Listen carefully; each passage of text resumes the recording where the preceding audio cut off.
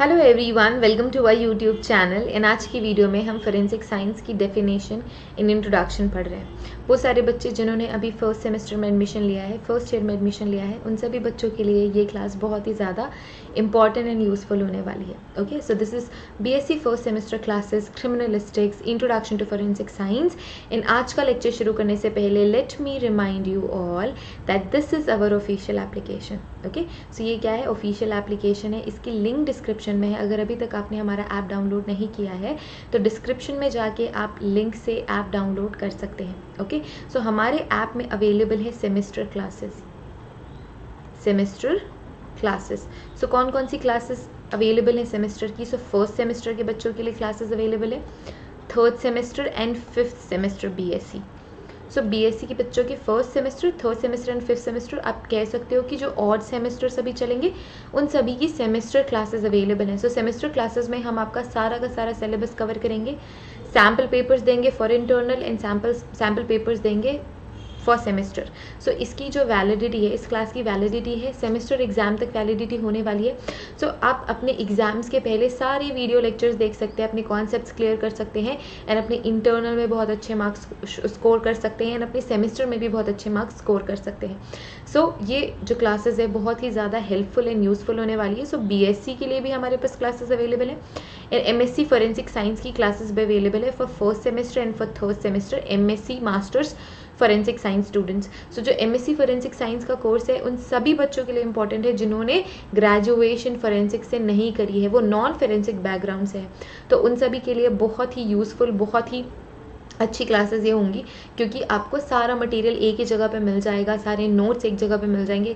सो सारी video lectures available होंगे, सारे स्टडी मटेरियल अवेलेबल होंगे एंड सैम्पल पेपर्स भी अवेलेबल होंगे। सो ये ओवरऑल आपका हेल्प करेंगे to score really good marks in your semesters. Okay, so this is it. Description में लिंक है। So let's start today's class. What is forensic science? So I am assuming आप सभी first year के बच्चे हो and अभी आपने school से स्टेप इन किया है कॉलेज में, मे भी हो सकता है कि ड्रॉप हो, उसके बाद आपने कॉलेज में स्टेप इन किया है। सो फोरेंसिक साइंस क्या है? फोरेंसिक साइंस कॉलेज ज्वाइन करने से पहले या कॉलेज में आने से पहले आपने ये सर्च ज़रूर किया होगा कि what is forensic science. Forensic science में आप आगे क्या करोगे या क्या करियर गोल्स हो सकते हैं या फिर क्या फ्यूचर हो सकता है। ओके, सो शुरू करते हैं इस टर्म फोरेंसिक साइंस को समझने से। फोरेंसिक साइंस क्या है? So here we have two words, ठीक है, टू वर्ड्स है। First word is forensic and the second word is science. Okay, so science we know, हमें पता है साइंस क्या होता है। What is forensics? So forensics एक ऐसा एलिमेंट है जो कि रिलेटेड है लॉ से। I am writing here law, ठीक है, मैंने यहाँ लॉ लिख दिया। सो जो फोरेंसिक्स वर्ड है वो लॉ से रिलेटेड है। जब हम साइंस के मेथड्स, मेथोडोलॉजी लॉ में यूज़ करते हैं, लॉ में यूज़ करते हैं एज इन कोई भी क्रिमिनल या सिविल केस को क्रैक करने के लिए या फिर सॉल्व करने के लिए जब आपको साइंस लगानी पड़ती है तो वो फोरेंसिक साइंस कहलाती है। क्लियर है? सो यहाँ पे वर्ड टू वर्ड देखते हैं। Forensic science is the application of science to criminal and civil laws. अब ये दो नए टर्मिनोलॉजीज आपके सामने आए हैं, criminal law and civil law. So criminal law क्या है? What is criminal law? So नाम से ही समझ में आ रहा है what is criminal. Criminal is something which is associated with a crime. So crime कैसे? सीरियस टाइप ऑफ क्राइम को हम क्रिमिनल एक्टिविटी या क्रिमिनल एक्ट्स कहते हैं, ठीक है। So serious crimes like murder, ठीक है, मर्डर एंड रॉबरी। ओके, इसके अलावा और कौन से क्राइम्स हो गए? मर्डर हो गया एंड रॉबरी हो गया, किडनैपिंग। ये सारे के सारे जो क्राइम्स हैं ना, ये क्रिमिनल लॉ के अंदर कवर होंगे, ठीक है। इनके लिए जो लॉज हैं वो क्रिमिनल लॉज हैं, क्रिमिनल एक्टिविटीज़ के लिए जो हमने लॉ बनाया हुआ है। सिविल लॉ क्या है? This is again new term for you all. As I am assuming अब सब फर्स्ट ईयर के बच्चे हो, इस वजह से मैं एक एक टर्मिनोलॉजीज साथ साथ पढ़ाती जाऊंगी सो दैट आपको कोई भी कन्फ्यूजन ना रहे। Civil law is something, again it is not a legal act but it is not that serious, not so serious. यहाँ पे हम लिख देते हैं नॉट वेरी सीरियस क्राइम्स नहीं है। सीरियस क्राइम्स जैसे कि मर्डर सीरियस क्राइम हो गया, किडनैपिंग सीरियस क्राइम हो गया। नॉन सीरियस क्राइम या फिर लेस सीरियस क्राइम क्या होता है? जैसे कि सिविल केसेस में प्रॉपर्टी डिस्प्यूट,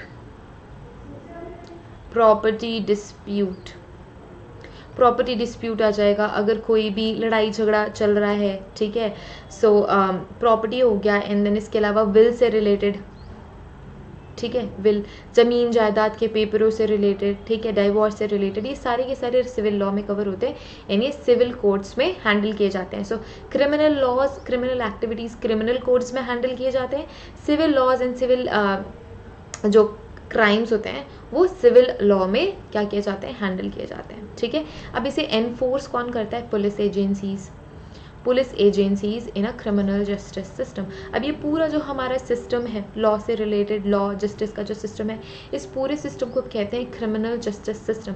अगर कोई क्रिमिनल है और जो भी विक्टिम है उसको जस्टिस मिलना, लाइक ओवरऑल जो पूरा का पूरा एरिया है that is known as criminal justice system. So आप क्रिमिनल जस्टिस सिस्टम में जब साइंस इन्वॉल्व करोगे तो वो फोरेंसिक साइंस कहलाती है. आई थिंक यहाँ तक अभी सब क्लियर है. Forensic science in its broadest definition, it is the application of science to law. जो कि मैंने भी बोला, it is simply the application of science into law. Okay, so as our society grow more complex, it has become more dependent on rules of law to regulate the activity and its members. So जैसे जैसे community बड़ी होती जाती है, okay, so for example अगर आप ऐसे जगह पे रहते हैं, लेट्स से आपका घर कहाँ पे, एक ऐसे अपार्टमेंट में जिसमें सिर्फ और सिर्फ 4 इंडिपेंडेंट हाउसेज हैं, ठीक है, वो एक सोसाइटी है आपकी. सो उसे रेगुलेट करना ज़्यादा इजी होगा as compare to a big apartment जिसमें 20-22 फ्लैट्स हैं एंड उसमें बहुत सारे लोग रहते हैं. तो when you will compare 4 independent house वाला सोसाइटी या फिर 10 बिल्डिंग हैं एंड सारी बिल्डिंग्स में 22 स्टोरीज हैं, सो कौन सा ज़्यादा ईजीली कंपेयर, लाइक कौन सा ज़्यादा ईजीली मैनेजेबल होगा, ऑफ कोर्स वो 4 घर जो एक सोसाइटी में है. सो ऐसे ही जैसे जैसे ह्यूमन सोसाइटी बढ़ रही है, जैसे जैसे पॉपुलेशन बढ़ रही है, इन्हें कंट्रोल करने के लिए हमें लॉ से बाउंड करना होता है. ठीक है, एंड इसीलिए हम सभी को लॉ से, हम सभी लॉ से बाउंडेड है. आप किसी का मर्डर नहीं कर सकते, आप किसी और की प्रॉपर्टी नहीं ले सकते, right. So that's why it is really very important to regulate these members and their activities because like according to law. ठीक है, forensic applies the knowledge and technology of science. तो जो भी knowledge हमें already है पहले से, जो भी technologies हमने already develop कर रखी है science में, to the definition of enforcement of such laws. So उन law को enforce करने के लिए जब हम science की knowledge and science की technology use करते हैं तो वो कहलाती है forensic science. Clear. Forensics important चीज़ है रिलेटेड टू फोरेंसिक्स, वो ये है कि जो फोरेंसिक्स वर्ड है, ये लैटिन टर्म से ओरिजिनेट होता है. ठीक है, सो अब ऐसा कर लेते हैं, दिस इज लैटिन टर्म से ओरिजिनेट हो रहा है एंड यहाँ पे हम इंग्लिश का टर्म लिख लेंगे. सो इंग्लिश में it is nothing but forum हम इसे कहते हैं. लैटिन में इट इज़ फोरेंसिस.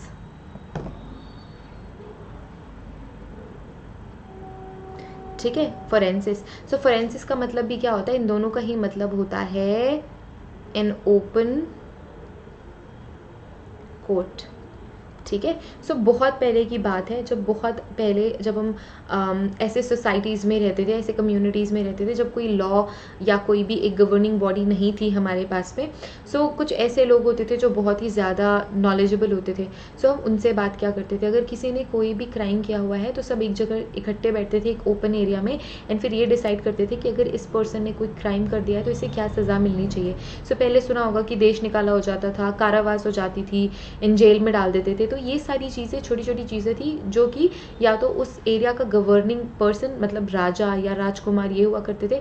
जब ये नहीं होते थे तो कुछ ऐसे लोग जो बड़े बूढ़े बुजुर्ग हुआ करते थे, जो बहुत ही नॉलेजेबल पर्सन होते थे, मेयर या फिर कंट्रोलर टाइप ऑफ लोग, वो डिसाइड करते थे. तो जो ये एरिया होता था जिसमें सभी आके बैठते थे उसे लैटिन में फोरेंसिस कहते थे, जो कि इंग्लिश में कन्वर्ट होता है फोरम के नाम से. एंड इन दोनों का ही मतलब होता है एक ऐसा प्लेस जो कि ओपन हो, जहाँ पे कई सारे लोग बैठ सके. So it means an open court, एक ओपन कोर्ट जैसा अरेंजमेंट होता था.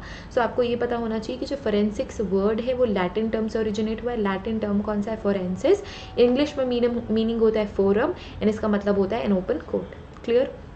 अब जो फोरेंसिक्स है वो कई सारे अदर एरियाज से क्लोजली रिलेटेड है। तो ये आपको बहुत बड़ा एक अम्ब्रेला दिख रहा होगा, एक बहुत बड़ा स्ट्रक्चर दिख रहा होगा जिससे कि फोरेंसिक्स एसोसिएटेड है। जैसे कि जो फोरेंसिक साइंस है, ठीक है, फोरेंसिक साइंस किससे किससे एसोसिएटेड है? ऑफ कोर्स डीएनए बायोलॉजी से एसोसिएटेड है, केमिस्ट्री इंस्ट्रूमेंटेशन से, physics physical patterns like fingerprint, tyre mark, shoe print, ये सारी चीज़ें, ठीक है। फोरेंसिक मेडिसिन जैसे कि crime scene processing, crime scene investigation, death investigation, ये सारी चीज़ें। इसके बाद आती है डिजिटल मल्टीमीडिया, सो जो ऑनलाइन क्राइम्स हो रहे हैं, ये सारी चीज़ें फोरेंसिक कंटेन करता है। इसके बाद बहुत सारी छोटी छोटी चीज़ें जैसे कि कई सारे बायोलॉजिकल मेथड्स हैं, बायोलॉजिकल एविडेंसेस को कलेक्ट करने के, वाइल्ड लाइफ फोरेंसिक्स है, फायर इन्वेस्टिगेशन है, जियोलॉजिकल मटेरियल्स एनालिसिस है, गन शॉट रेसिड्यू है, ठीक है, मटेरियल्स जैसे कि ट्रेस मटेरियल्स, स्मॉल अमाउंट में मटेरियल्स जो होते हैं, drugs, seize drugs, toxicology, friction ridges which is associated with fingerprint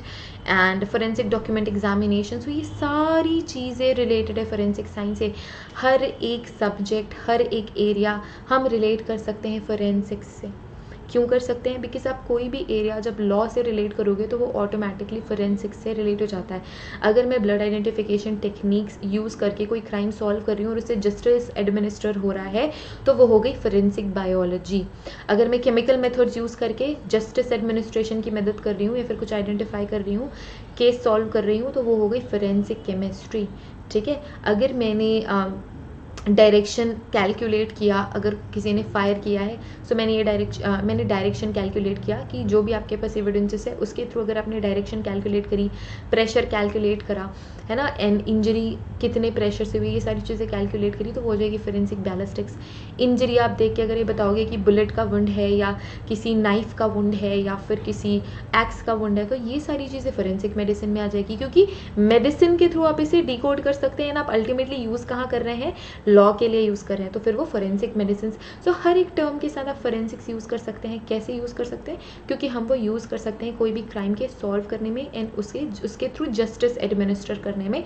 सो हर एक चीज़ आप इस्तेमाल कर सकते हैं फोरेंसिक साइंस में, like forensic biology, forensic chemistry, forensic physics, forensic anthropology, forensic medicine, forensics digital forensics, digital evidences, ये सारी चीज़ें, फोरेंसिक टॉक्सिकोलॉजी, फोरेंसिक टॉक्सिकोलॉजी के अलावा और भी बहुत सारी चीज़ें हैं जो फोरेंसिक साइकोलॉजी, जिसमें आप साइकोलॉजी यूज़ कर रहे हो लॉ के लिए, फोरेंसिक सोशियोलॉजी। सो ये सारी चीज़ें आप यूज़ कर सकते हैं फोरेंसिक्स में। सो इसीलिए बहुत बड़ा सब्जेक्ट है फोरेंसिक्स, ठीक है। तो अब हमने बेसिक डेफिनेशन देख ली है, हमने एरियाज भी देख लिए फोरेंसिक्स के। अब हमने ये देखना है कि फोरेंसिक्स कैसे मतलब कैसे पता चला लोगों को फोरेंसिक्स के बारे में। ओरिजिनेट होने का तो एक सेटअप है कि कैसे ओरिजिनेट हुआ, कैसे डेवलप हुआ, बट सबसे पहला इंस्टेंस जो हम मानते हैं वो एक ऑथर हुआ करते थे, सर आर्थर कैनन डायल, ठीक है। ये नॉवलिस्ट थे, नॉवल लिखते थे और इनका एक क्या था? कैरेक्टर था, एक फिक्शनल कैरेक्टर था जिसका नाम है शर्लक होम्स। सभी बच्चों ने मूवी देखी होगी, सभी बच्चे शर्लक होम्स को जानते हैं। सो ये एक फिक्शनल कैरेक्टर है, कोई रियलिटी नहीं है, फिक्शनल कैरेक्टर है। किनके फिक्शनल कैरेक्टर है Sherlock Holmes? Sir Arthur Conan Doyle के फिक्शनल कैरेक्टर है। तो हम इनको रिस्पॉन्सिबिलिटी देते हैं। हम ये मानते हैं कि सर आर्थर कैनन डायल ने एक फिक्शनल कैरेक्टर बनाया शर्लक होम्स, जिसकी वजह से जो फोरेंसिक साइंस है वो पॉपुलराइज हुआ, ठीक है। क्या हुआ? पॉपुलराइज हुआ। सो हम इसे कह सकते हैं कि he was not a scientist. Sir Arthur Conan Doyle scientist नहीं थे, बट उन्होंने भी इनडायरेक्टली हेल्प करी है to in the development of forensics, ठीक है। सो फिक्शनल कैरेक्टर था शर्लक होम्स, ऑथर थे sir Arthur Conan Doyle. So he was the first person who applied newly developing principles of serology. So serology is analysis of body fluids, ठीक है। So this is serology. ये सारी terms नई है because as I am expecting you guys are from first semester, first years. Fingerprinting के बारे में भी शर्लक होम्स ने ही ध्यान दिया, फिंगरप्रिंट्स के बारे में, फायर आर्म्स आइडेंटिफिकेशन में, क्वेश्चन डॉक्यूमेंट में, ये सारी चीज़ों को पॉपुलराइज करने का काम इस फिक्शनल कैरेक्टर ने किया। अभी जो होम्स थे, शर्लक होम्स थे, he was an excited imagination of emerging generation of forensics. उन्होंने बहुत सारे ऐसे एरियाज भी दिखाए जहाँ पे हम फोरेंसिक्स इस्तेमाल कर सकते हैं। अब ये कब पब्लिश हुआ था? 1887 में जो फर्स्ट शर्लक होम्स था वो पब्लिश हुआ था, okay. An example of Doyle. So ये कौन थे? Sir Arthur Conan Doyle. ये हमारे वो पर्सन है जिन्होंने ये कैरेक्टर ओरिजिनेट किया, उन्होंने बताया कि कैसे ये पर्सन जो शर्लक होम्स है वो कैसे चीज़ों को सॉल्व कर लेता है, वो कितना इंटेलिजेंट है, वो हर एक माइन्यूट डिटेल पे फोकस करता है एंड वो सारी चीज़ें डिकोड कर लेता है। तो वो उसकी इंटेलिजेंट पर्सनालिटी, उसकी छोटी छोटी चीज़ों को नोटिस करने की जो ताकत थी, जो नोटिस करने की कैपेसिटी थी, वो उन्होंने इन्हांस करके दिखाई एंड देन इसकी वजह से पॉपुलराइज हुआ ये सब्जेक्ट। एंड हमने ये सोचा कि हाँ, ये जब कोई फिक्शनल कैरेक्टर चीज़ों को इस तरीके से सॉल्व कर सकता है तो हम भी माइन्यूट डिटेल्स को देख के इतनी ही स्मार्टनेस के साथ रियल लाइफ में भी कैसे सॉल्व कर सकते हैं। एंड इन्होंने बहुत ही इंपॉर्टेंट रोल प्ले किया फोरेंसिक साइंस को पॉपुलराइज करने का।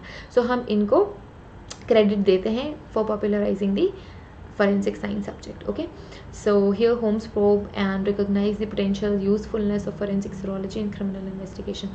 So criminology, जो criminology है, okay, so criminology is again related with forensic science. It is closely and purely related with forensic science. and forensic serology से उन्होंने शुरू किया forensic serology, biology and सारी चीज़ें, fingerprint, question document की सारी चीज़ें ही जो हमारे कैरेक्टर थे शर्लक होम्स, उन्होंने इस्तेमाल किए to solve the crime case. So इस तरीके से हमारा जो सब्जेक्ट है फोरेंसिक साइंस पॉपुलराइज हुआ। Fine, so this is it. आज की क्लास में हम यहीं तक कंप्लीट कर रहे हैं। In the next class we will cover some other topic, and if you want to join our semester classes for the awesome result in your academics, so you can just download the app and it is there in the description, link description mein hai. You can join our classes and be with us till your semester exams. We will guide you and help you in all the ways. Thank you so much everyone for watching this video. Have a great day ahead. Till then, take care. Bye.